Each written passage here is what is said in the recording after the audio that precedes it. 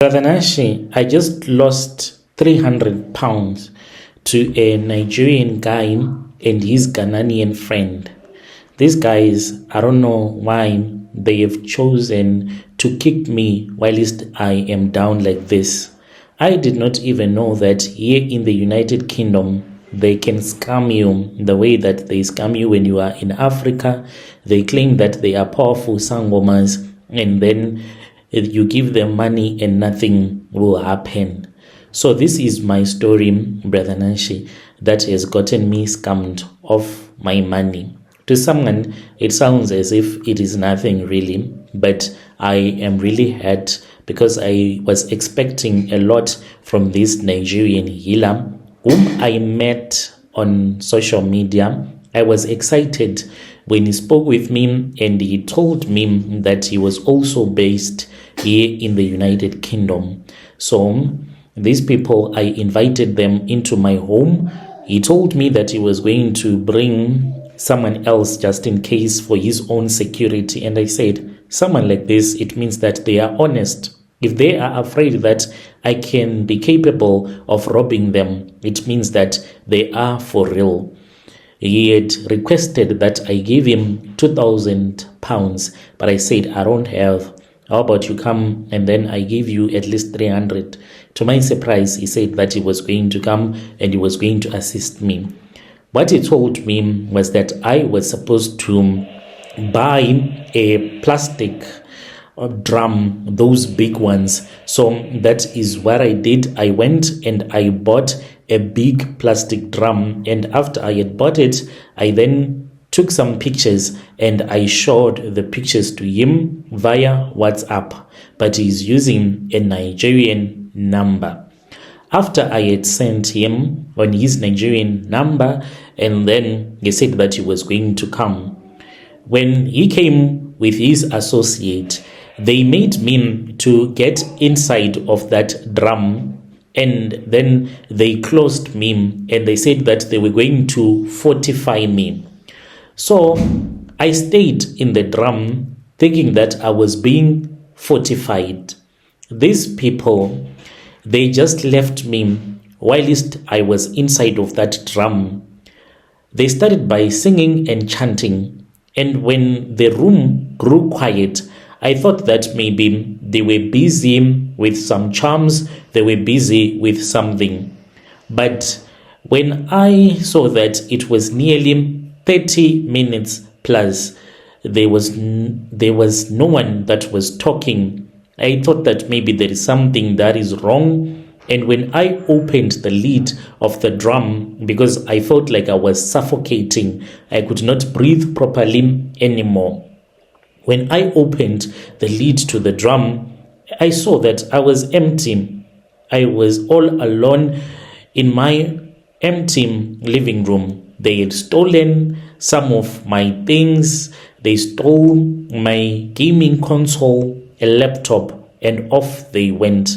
I felt like a stupid boy that this Nigerian had just robbed to close me inside of a drum, and they just leave me waiting for them to cleanse me. I am experiencing all of these scammers today because of what happened when I was still in South Africa. I was staying in Johannesburg. I was trying to survive, and my main source of livelihood was working as an Uber driver. I drove for a South African guy that was working in the government there. So I would drive for him and he would just tell me what he wanted. I was someone that worked really hard. I would drive day and night. I was not afraid, and even my wife understood. We were making a lot of money. So because I did not have a lot of rest, I was always exhausted at all the times. And it is very exhausting being an Uber driver. Then I ended up in an accident. This accident, when it happened on a Sunday evening. I had just completed a long weekend shift, and I will never forget that night. I had picked up this passenger whom I thought it was going to be my last passenger for the night. So as I was finally driving back home to rest, I was happy that I was going to be with my wife. At least the week was over. We had made money. I was driving at a very normal speed. You know, the most safest driver in the world is a driver that does not have proper papers. You drive with all of your heart and soul because you know that if a mistake happens, you are in a mess. So as I was driving at my normal speed that I always drove at all the times, even if it meant that the passenger was going to complain saying that, why are you not speeding? Why are you not rushing? I'll just ignore and I will stick to the speed limit. It was as if I knew that I was about to have an accident. I was driving really slow. As I neared this other robot, a traffic light, we call it robot in South Africa, it was green in my favor. I maintained my speed and the intersection, it was clear. But the moment that I was almost in the middle of the robot, then that was when a guy, he just appeared out of nowhere. He appeared out of nowhere and he jumped into the car. I was shocked. That sound, it traumatizes me to this very day. The sound of the impact, it was like a gunshot, like something I did not even expect it. I was thinking about many things at the same time. The windscreen, it was smashed and I was nervous. Within a very short period of time, there were people that were gathered there. The guy had already passed away. This man, he died on top of the windscreen. So the JMPD came with the police and this guy, he was already dead. I was taken, I was arrested. I stayed in prison because I did not have a traffic reg, that even though I had a license. So I stayed in prison, but I thank God that at the place where it happened, there was security camera there. The fact that the judge saw that I was not even close to the speed limit, the way that I was driving, this guy, if I had hit him, like if he had not jumped into the car, he was not going to die. There was absolutely nothing that I could have done to avoid him. They traced the CCTV. He had tried it a few blocks. He had tried to jump into this other car and they avoided him because they saw him quick. That is how I was able to be released from prison. And I thanked God for what had happened at that time because I was afraid when I was in prison that I was going to go to prison for the rest of my life and what was going to happen to my family. So when I came out of prison, the family of that Malawian man, we had been communicating already. They were communicating with my relatives as well. Since we were all foreigners in South Africa, they did not want a lot of noise. They just wanted assistance. So my boss that I was working for, he then took out some money and then he also gave assistance to that Malawian family. So this man's family, they came to my family when I was in prison.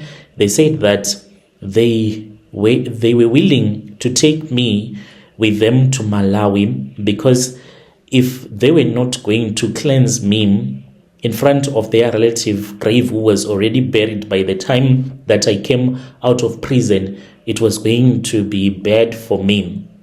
So it turned out that these men, they openly admitted this to the police. They confessed that their relative, he was someone that was a mentally ill person. They even claimed that he had walked on foot from Malawi and he had the habit of running into busy highways and jumping in front of even trucks, buses, cars. So they wanted me to go and stand in front of the grave of their late relative, and then they can inform him that he was the one that had killed himself and I was not to be blamed. So I wanted to go to Malawi, but I was afraid to go with these people. You start to ask other people for advice. And then some people were telling me, they will be like, you don't know them. People from Malawi, they're going to bewitch you. They want to bewitch you, and you're going to start running mad. That is why they want to bring you to this man's grave so that he can properly locate you. It's like now your ancestors, they are protecting you. That is why these people, they are saying, come with us to Malawi. Then we take you to a traditional elder who can help you so that we can cleanse you in front of the grave, and then you won't see the ghost of this man, or his madness will never come to you. I wanted to, but I said no. I don't want to go with you to Malawi. So I started running around because they kept on calling me, when are we going to Malawi? When are we going to Malawi? And when it was time for us to leave South Africa to go to Malawi, I lied to them that we were going to meet at the bus rank in Johannesburg. And I made a decision, switched off my phone, and I cut off communication, and I blocked their number, and I continued working. So I just thought that these people, I was finished with them. They were not going to trouble me anymore, and my life continued as normal. But what I started to witness is that whenever I would be driving, especially after dark, I would always see that there is someone that is following me. It will be a car, then that car, it will just disappear. Or at the back seat, I would feel as if there is someone that is at the back seat, and then that person will just disappear without knowing who this person was. And it will happen when I am going to pick up a passenger. And this caused me to stop working at night. I started to fight with my South African baby mama because I was unable to give him the money that I had made her to believe that she is supposed to get at all the times. I then realized that Joburg was no longer for me. It was no longer good for me. And then I already had a Code 14 truck driving license, and I was in the groups where they teach you how to apply. So I had already been applying for nearly 2 years. But my South African baby mama, she knew. I even made her to do a course with Alison to take care of the sick and elderly. And she acted as if she wanted to move with me when it was time to Europe. And when I was in Zim, by the grace of God, the visa was approved. I was informing my baby mama, and she acted as if that we would go together. So I sat down with my wife and I said, we have a child together. I am going to Poland right now. You are supposed to come to Europe. You are a South African. It is easy for you to get into Ireland. I wanted her to be in Ireland because it would be close. I would be able to go and visit her without a lot of problems. And then she was very stubborn and she said, I'm not going to Europe. I don't want to leave South Africa. You will come. And I explained it to her that it is very hard because I won't have money. But if you are in Europe, it is easy. I can come and I can visit you. And since we had 2 kids together, she had her own child, and then we had another child together. So I considered them to be mine. So I tried to speak with him, and she was like, first come to South Africa. I came back, I stayed with him, and she said, I don't want to go to Europe. I'm fine here. I said, okay, it's fine. That is how I left South Africa, and then I came to Poland. When I arrived in Poland, everything was okay. It was a new place. I was driving trucks because I was a truck driver before I became an Uber driver, and after the initial training that you go through in Poland. But what I started to see is that within the first few months, I started to see that guy that I hit with a car and he died in South Africa. I saw him 10 separate times. I would suddenly see him standing in the middle of the road, and it was so crazy and scary. I eventually abandoned my truck driving contract and I managed to secure what they call a certificate of sponsorship, and I moved from Poland to the United Kingdom working as a healthcare worker. And I came to the United Kingdom where I am currently staying, and I am working full-time as a caregiver in a nursing home. So, Brother Nation, what has been shocking me is this. Whenever it happens that I am pushing maybe an 81-year-old grandmother, for an example, in her wheelchair, whilst I am walking with him, sometimes we go out with them. I am walking outside with her so that she can catch some fresh air, maybe close to a busy street. I hear a voice, and this voice that I hear, it will be like, push her in the middle of the road. Do it now, George.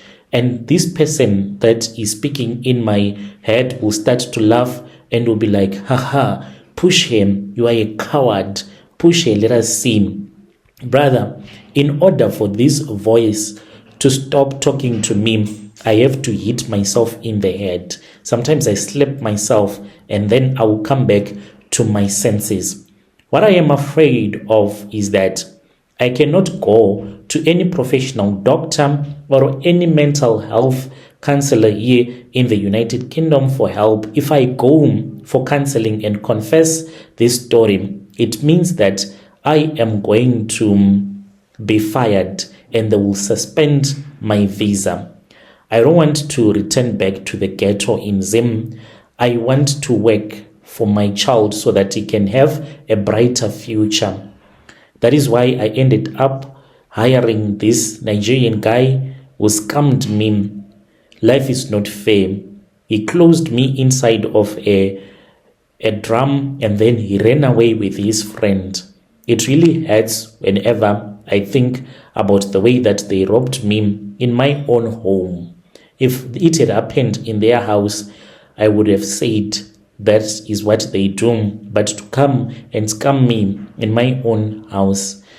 I am writing this to you because I need advice. I do not know what is the next step to take. There is only one Zim healer from YouTube who said that we can remove this spirit only by giving it a wife. And he said, you have a sister, right, who has a daughter? And I said, yes. And then he said, we can put the spirit of this Malawian man that you killed on that girl and she will never be married in her life. I do not want to mess up her future, but I need your advice.